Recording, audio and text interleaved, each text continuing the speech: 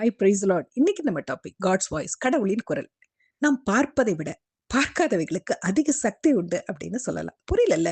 வாழ்க்கையில் மிகப்பெரிய இழப்பிற்கு பின் இவர்களால் எழுந்து நிற்கவே முடியாதுன்னு நாம் நினைக்கும் ஒரு சிலர் முன்பை விட உற்சாகத்துடன் பொலிவுடன் அவர்கள் எழுந்து நிற்பதை பார்க்கும்போது நமக்கு ஆச்சரியமா இருக்கும்.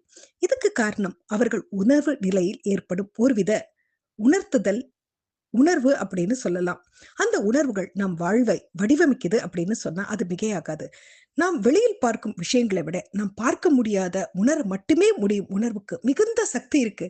மிகப்பெரிய ஆலமரம் எப்படி நிக்குது? அதை தாங்கி பிடித்து கொண்டிருக்கும் வேர்களைப் போல நம் உணர்வுகள் ஒருவரை தாங்கி பிடித்து கொண்டு இருக்குது அப்படின்னு சொல்லலாம். பல மாடி கட்டிடத்தை தாங்கி பிடித்து கொண்டிருக்கும் அடித்தளத்தை போல நம் உணர்வுக்கு மிகப்பெரிய சக்தி உண்டு. அதுதான் ஆன்மீக சக்தி, உணர்வின் சக்தி, தெய்வீக சக்தி, தேவ சத்தம்.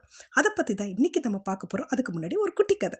இது அமெரிக்காவில் நடந்த ஒரு உண்மை சம்பவம். ஒரு தாய் தனது 10 வயது மகனை மிகவும் அதிகமாக நேசிக்கிறாள். திடீரென்று அந்த சிறுவனுக்கு உடல் உபாதை ஏற்படுகிறது. மருத்துவமனையில் அனுமதிக்கப்படுகிறார். மருத்துவர்களும் பரிசோதனை செய்துவிட்டு பிரெயின் டெட், அதாவது மூளைச்சாவு அடைந்து விட்டான்னு சொல்ல அந்த தாய் உடைஞ்சு போறாங்க.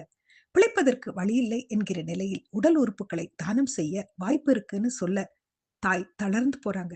இறுதியில் கண்ணீர் மல்க மகனின் உறுப்புகளை, முக்கியமாக இருதயத்தை ஒரு சிறுமிக்கு பொறுத்த அந்த தாய் சம்மதிக்கிறாள். சிறிது நாட்களுக்கு பிறகு, அதாவது அறுவை சிகிச்சைக்கு பிறகு, அந்த சிறுமியின் முகவரி அந்த தாய்க்கு கிடைக்கிறது. ஒரு சில நாட்களுக்கு பிறகு அந்த தாயின் உணர்வில் தன் மகன் அழைப்பதைப் போல உணர்கிறாள். உடனே அந்த சிறுமியை தேடி அந்த முகவரிக்கு சென்று அந்த சிறுமியை பார்க்கிறாள். அந்த தாய் அந்த சிறுமியின் இருதய துடிப்பை நான் என் காது வைத்து கேட்கட்டுமா என்று அனுமதி கேட்கிறாள். சிறுமியின் பெற்றோர்கள் அனுமதிக்க அந்த தாய் அவளுடைய காதை அந்த சிறுமியின் இருதயத்தில் வைத்து, அதாவது இருதயத்தின் சத்தத்தை, இருதய துடிப்பை கேட்கும்போது அதிர்ந்து போகிறாள். அம்மா, நான் நல்லா இருக்கேன், நீங்களோ நல்லா இருங்க அப்படின்னு அவளுடைய மகன் பேச கேட்க தாயின் கண்களிலிருந்து தாரை தாரையாக கண்ணீர். அப்போதுதான் அந்த தாய் உணர்கிறாள், மனிதர்களின் உடல் மட்டுமே அழிகிறது, மனிதர்களின் உணர்வுக்கு அழிவே கிடையாது என்பது. அந்த நேரத்தில் அதை உணர்ந்த அந்த தாய் இறைவனுக்கு நன்றி சொல்கிறாள். இது மாதிரி பல சம்பவங்கள் நம் வாழ்வில் நாம் பார்ப்பது உண்டு. ஏ தெய்வ மனிதன் டாக்டர் தினகரன் வாழ்விலும் இத மாதிரி சம்பவம் நடந்தது நமக்கு தெரியும் இல்லையா? இன்று நம்ம பார்க்க போகும் தெய்வ வார்த்தை யோவான் எழுதிய நிருபம் 10வது அதிகாரம் 27வது வசனம். என் ஆடுகள் என் சத்தத்திற்கு செவி கொடுக்கிறது, நான் அவைகளை அறிந்திருக்கிறேன், அவைகள் எனக்கு பின் செல்லுகிறது அப்படின்னு இருக்கு.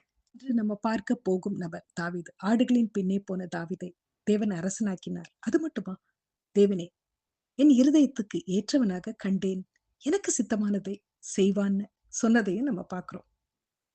தாவீது பட்சேபா சம்பவத்தின் மூலம் கர்த்தர் உரியாவின் மனைவி தாவீதுக்கு பெற்ற ஆண் பிள்ளையை அடித்தான்றது நமக்கு தெரியும்.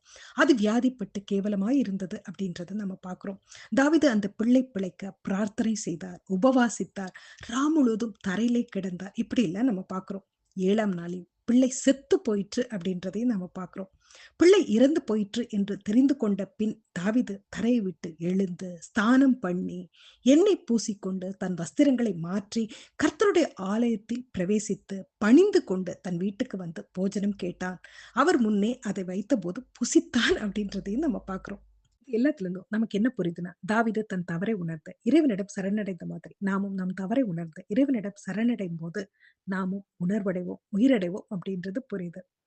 தேவனின் இருதயத்துக்கு தாவீது ஏற்றவனாக மாறிய மாதிரி நாமும் தேவனின் இருதயத்துக்கு ஏற்றவர்களாக மாறுவோம் அப்படின்றது புரியுது. தேவனுக்கு சித்தமானவைகளை தாவீது செய்த மாதிரி நாமும் தேவனுக்கு சித்தமானவைகளை செய்வோம் அப்படின்றது புரியுது. தாவீது தன் ஆவியிலே உணர்த்த மாதிரி கடவுள் நம் இருதயத்தில் வார்த்தைகளாலும் வாக்குறுதிகளாலும் வாக்கு தத்தங்களாலும் நம்மை உயிரடை வைப்பார் அப்படின்றது புரியுது. நம் இருதயத்தின் மெல்லிய சத்தத்துடன் உணர்த்துதல் வரும்போது, ஏன் அவைகள் நம் கற்பனைக்கும் எதிர்பார்ப்புக்கும் இயற்கைக்கும் அப்பாற்பட்டவைகளாக தோன்றும் போது, ஏன் ஆரம்பத்தில் தேவன் சாம்வேலை அழைக்கும் போது சாம்வேலால் புரிந்து கொள்ள முடியாத நிலையை போல நமக்கும் கூட இருக்கலாம். ஆனா அப்படிப்பட்ட நிலையிலும் மரியாள் மாதிரி, சவுல் மாதிரி, சாம்வேல் மாதிரி நம்ம அணுகுவது அவசியம் அப்படின்றது புரியுது. எப்படி சாம்வேல் எப்படி அணுகினார்? கர்த்தாவே சொல்லும் அடியேன் கேட்கிறேன்னு சொன்ன மாதிரி. சவுல் ஆண்டவரே நான் என்ன செய்ய சித்தமாயிருக்கிறேன்னு சொன்ன மாதிரி. இதோ நான் ஆண்டவருக்கு அடிமை, உம்முடைய வார்த்தையின்படி ஆக கடவுதன் மரியாள் சொன்ன மாதிரி நம்ம கேட்கிறோமா? நம்ம எப்படி இருக்கோம்? செல்ஃப் டெஸ்ட் பண்ணிக்கலாமா? Have a nice day. Bye bye and take care.